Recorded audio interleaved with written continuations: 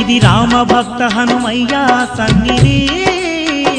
కొలిచే భక్తులకెల్లా ఇదియే పెన్నిది ఓ రామ భక్త హనుమయ్య సన్నిధి కొలిచే భక్తులకెల్లా ఇదియే పెన్నిది పవిత్రమైన క్షేత్రం ఆ పవన కుమారుని నిలయం పవిత్రమైన క్షేత్రం ఆ పవన కుమారుని నిలయం అవనిలో పుణ్యధామం శ్రీ ఆంజనేయుని ఆలయం అవనిలో పుణ్యధామం శ్రీ ఆంజనేయుని ఆలయం ఇది దీన జనులను ఆదరించే క్షేత్రం దివ్య సుందరుడైన మారుతి మందిరం ఓ